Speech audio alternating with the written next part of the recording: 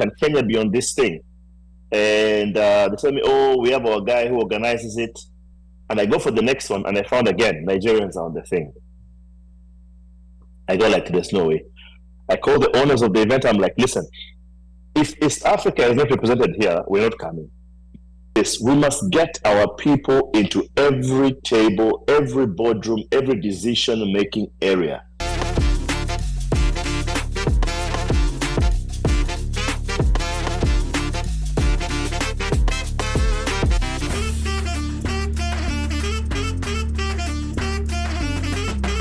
North African chapter. Big Ted, now when we now come to talk to you as an entertainment person or someone who's been in that industry for a very long time, with your experiences in LA, which is kind of like the entertainment capital of the world, do you at some point see the LA consulate as a doorway towards maybe breaking Kenya into the Hollywood market? Big Ted.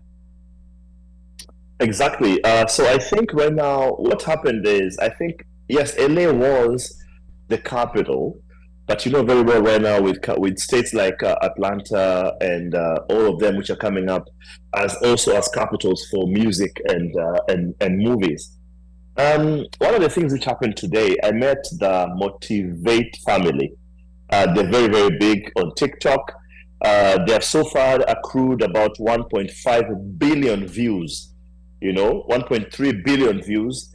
I think in Africa they are almost second in East Africa, I think, to Diamond or something with 2.5 billion. And they have received this amazing influential invitation to Influential Black Creator Summit by Disney. And using people like this to be able to sell Kenya, I think is very, very important. And it's a conversation I had with my boss, the PS for Foreign Affairs, Dr. Skorir Singoe, about how can we, and also we've been having it with Sia Sababu na Mwamba, how can we be able to use our athletes, to use our influencers and great artists as ambassadors for Kenya? And my suggestion will be, let's have diplomatic ambassadors, and then let's have creative ambassadors, or cultural ambassadors as we call them. Mm-hmm. And then together, using cultural diplomacy, we're able to let these guys do whatever it is that they do, but they build on Kenya. Of course, we have an issue of algorithms. You know very well, if you post something in Kenya, it doesn't get the kind of distribution it gets when you hit these other markets. But those are fights that we're fighting right now, and we'll make sure that they work and they happen. We've just had a fast break whereby now artists are being paid. Okay, the clicks are a bit still too little, but with time we shall be able to get it. If you look at the East and Central Africa region, that's one whole down region, has about 716 million people. And if you look at that half of Africa, having 716 million, you're definitely able to look at saying, okay, can we get 300 million people on this particular thing? Netflix worldwide has 213 million people, viewers, subscribers. Now, what can we be able to do with our 300 million? Let me assure you guys that also the world is coming to Africa. The whole world is coming to Africa.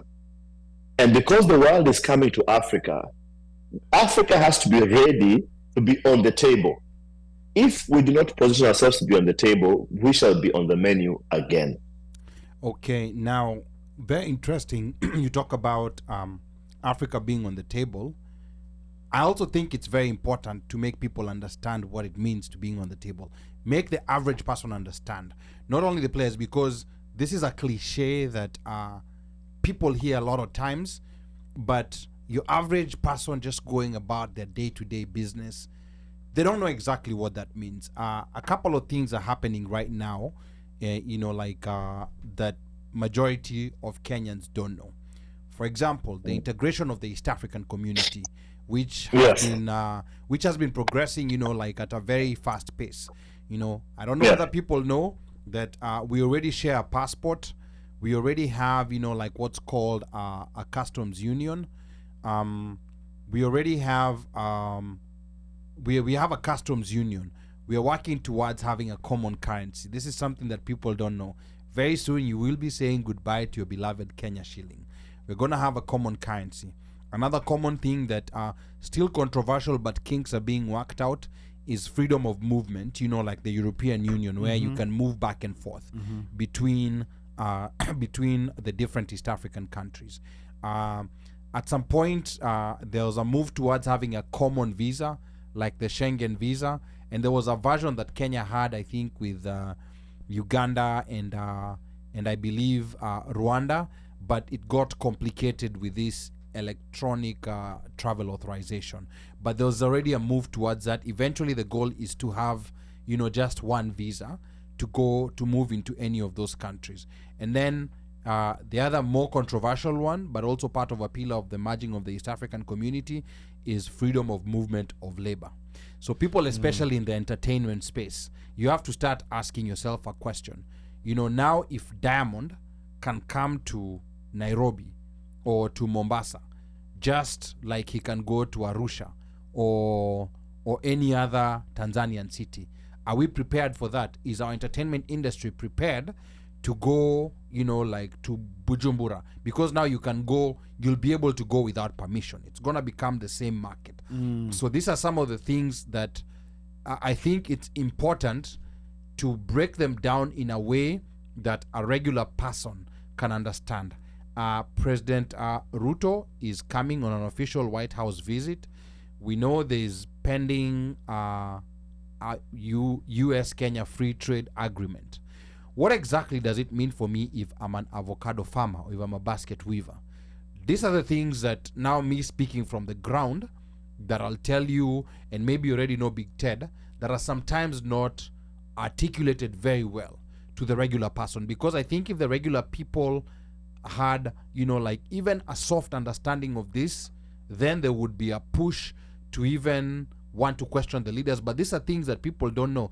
I was very shocked to find out, like someone, I'm not going to mention his name, who was, we were in the same high school group, and he had no idea about the East African community. He just knows that East Africa community broke up in 1977, and he had no idea that this community exists. So maybe Big Ted, talk a little bit about that, because now this is now me speaking from the ground.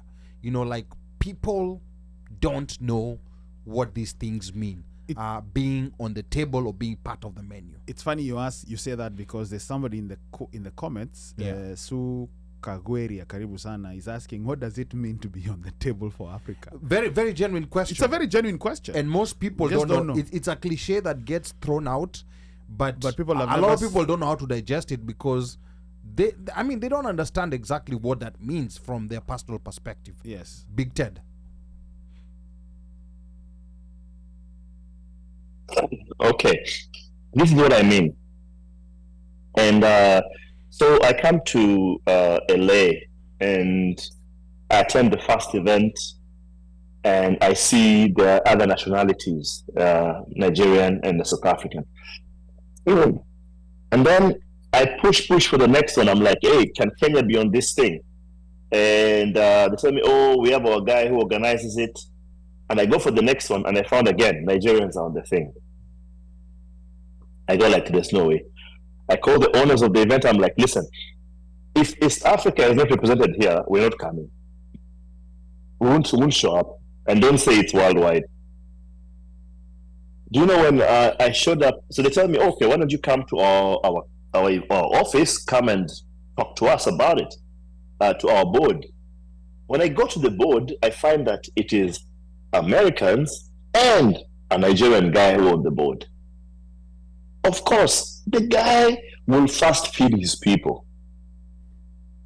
My thought is this: we must get our people into every table, every boardroom, every decision-making area. You can have the best talent, but unless you have your person inside who is fighting for... how many artists do you think there are in Hollywood who just want to be on a stage?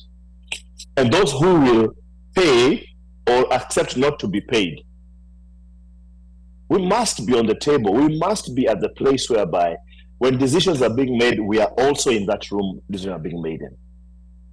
So whether we'll do this thing, kichwangumu, or we'll do it strategically, we must be on the table. And we must agree to say, okay, maybe we may not be number 1 or number 2, we'll be number 3, but next year we can be number 2, and the next year we can be number 1. For me, that is what is very, very, very important. Number 2, and I throw this with all humility, ignorance cannot be an excuse for not being able to know. And I think I find that to be a problem every time when, One Mic has been going on for how many years? You guys have hosted each and every big and almost any senior official. People know One Mic is there, but will never tune in to listen, but will sit in a bar or sit at home, watch Netflix the whole day, watch movies the whole day, get informed about everything else apart from what is most important to them. So we have a problem, even as a consulate. How do we communicate to our people? Is there one channel? How do guys get information? Do you know, until now, people come to me with the old passport and tell me, no, mine is valid. I go like, what passport do you have? I have one, I got it 6 years ago. I'm like, but we already announced that one is not valid. He says, where did you announce? You know? So